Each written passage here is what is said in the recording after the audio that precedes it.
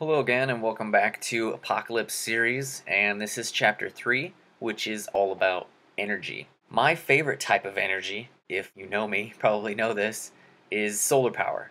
The goal of this chapter is to let everybody in on a couple little secrets that you might already know, or you could not know, depending on what your position is in life at the time. The first big thing is that if you take the total amount of energy that the planet consumes, any type of energy, gasoline, rocket fuel, coal, nuclear power plants, anything like that, total it all up, you get a certain figure. Then if you take the average amount of solar power produced per acre, let's say, or per square mile, whatever, per square kilometer for people that actually think metric system is more efficient, which I do.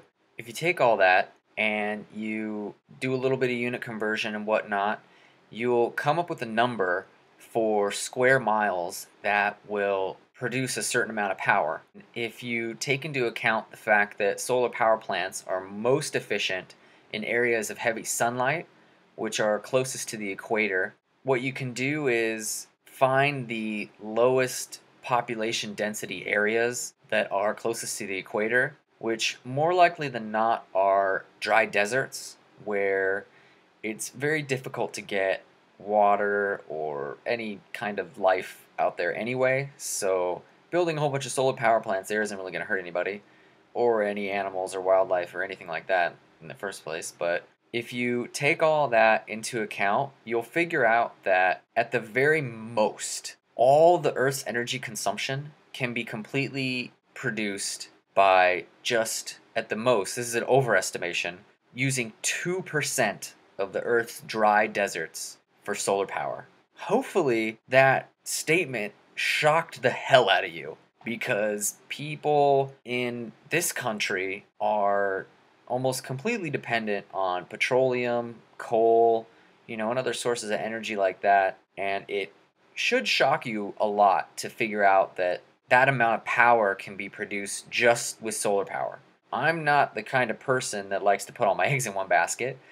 And there is another very viable source of power. There's a couple, really, not just another one. I'd say a close second in my book would be geothermal power. Another interesting thing about the United States, along the Sierra Nevada mountain range up the west coast of the United States, there are a lot of geothermal hotspots, aka volcanic activity. If this area of volcanic activity were to be harnessed for geothermal power, then you could, I don't know, go halvesies on solar and geothermal, or have geothermal pick up the slack at nighttime or whatnot, and then you could easily produce enough energy to power the entire world just in the west coast of the United States with the Mojave Desert and the Sierra Nevada mountain range.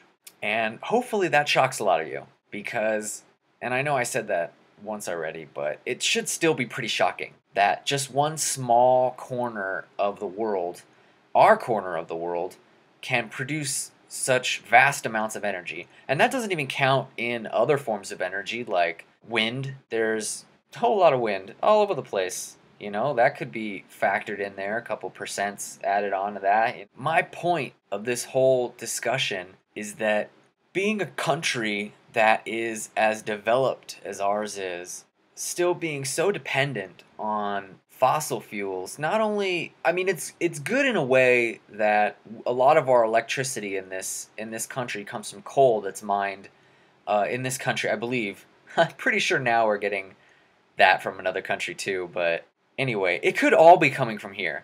Not only that, but it can all be produced relatively 100% clean energy. So different from, I think I looked at a figure on Wikipedia and it said something like geothermal energy was something like 1/8 of the CO2 emissions that a coal power plant produces. So not only can the United States produce enough energy to power the entire world, but it can also do it at near zero emissions, so much more efficient, completely clean energy. And that is just completely astounding. Now, there's a lot of critics against solar and geothermal energy. There's a couple things that they say that it's not really viable and it's too expensive and this and that, but a lot of times that's just, I want to say propaganda, but I guess propaganda is just government specific. But if you if you take a look at who would benefit from this and who would not benefit, the coal, oil, petroleum companies, all the fossil fuel companies would not benefit from these things. They put out figures about how expensive it is and this and that, but they never really, as far as I know, they don't draw their projections out very far.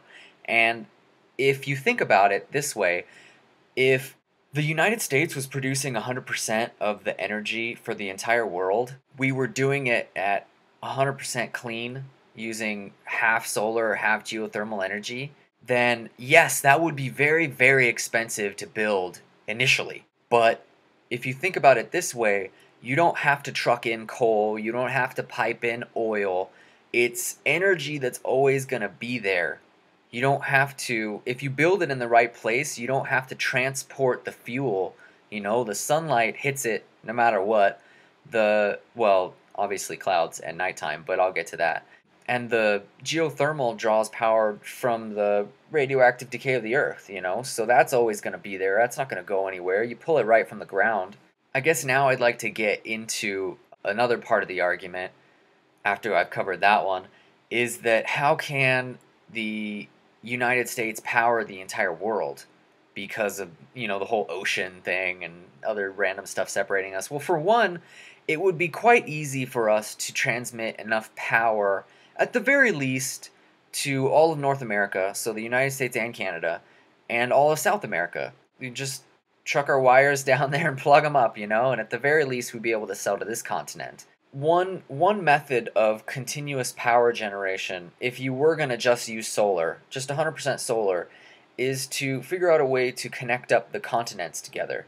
Now, if you could get a huge array of solar power plants in three major locations, one, the Mojave Desert in the United States, and two, in the Sahara Desert in Africa and, Saudi Arabia, the Middle East, not exactly Middle East, more Middle West, really. So it's not Middle East, but the Sahara Desert and Saudi Arabia area, where it's just huge, huge amounts of deserts. And, the center of Australia, I believe, is mostly desert. Southern, no, is it northern? Yeah, the big area of desert that's in Australia. Those three areas could be completely converted, not completely converted, but I mean, huge, huge amounts of power plants, solar power plants, and geothermal power plants constructed around those in any area that it would be viable. And then what you can do is connect up the continent of Africa, Europe, and Asia through the Suez Canal. And obviously, North America would be connected through the Panama Canal. But also, the Alaskan archipelago can be used, or a large bridge or whatever can be constructed over the Bering Strait, the little amount of water area in between the tip of Alaska and the tip of Asia, Russia over there. Or you can create an underground and under ocean like pipeline type of train system with transmission lines connected into it, and they're already discussing things like that, like Bridge to Nowhere, or it's not really nowhere, especially if it's over there, but if you connect up certain points like that, and then what is it that's over Malaysia, Indonesia, the Philippines, and Papua New Guinea, all those island chains can be bridged across or tunneled under, or even one thing that people might not be able to wrap their heads around at this moment, but a self-contained tunnel system, obviously watertight, it would be like a train system that would be, instead of being underground, what would happen is you could tether it to the bottom of the ocean, and so it'd be tethered on the bottom, and then it could have buoy tethers that would keep it afloat. That would stabilize kind of the ebb and flow, so that you wouldn't have to necessarily construct it straight on the ocean floor or anything like that. Obviously, it would be low enough to where ships could pass over and whatnot. But I mean, you can construct it on a barge system leading all the way out across the water and then just sink it. And that would be a completely, I think, a great technological advance that we could use to transmit power not only across the Bering Strait or the Alaskan archipelago, but also the to reach Australia and that center of the desert. And if you hook up these 3 points, you'll realize that the sun is going to be shining on these on one of these 3 points all the time at any time of the day. So if you're able to connect up the points, then we can in effect share energy.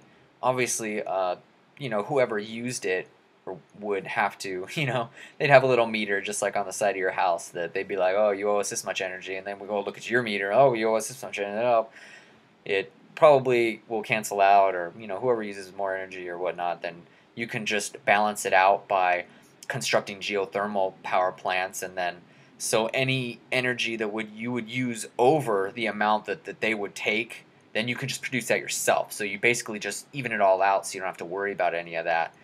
And not only that, but constructing a rail system like that, hopefully we'd get it right and use magnetic levitation. You know what I mean, super trains. I actually have a design for one that is wildly more efficient than, hopefully, I think. It could not be, I could just be fantasizing about it. But wildly more efficient than anything that we have today.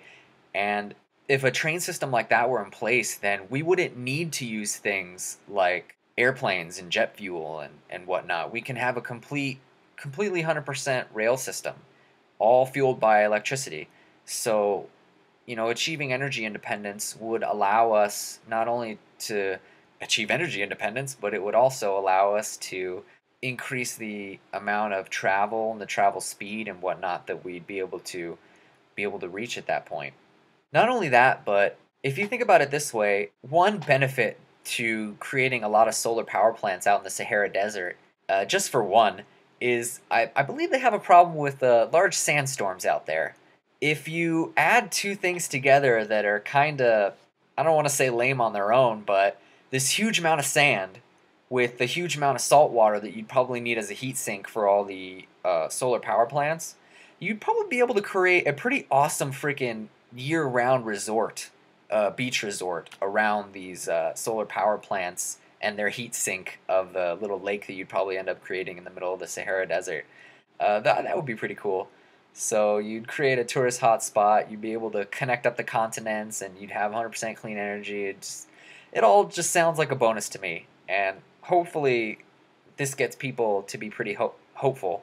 And I'd like to finish up by saying something that if you've been following along with the other previous chapters, chapter 1 boosts the economy a lot in that sense, and then hopefully you'd use that money to boost chapter 2 and be able to create that one, and then later use both of those increases in income to then build your power plants. Because people say that, oh, well, there's not enough money for this, not enough money for that. But if we follow the course of the two chapters, then fall into this chapter, we can use that extra income to create this power system.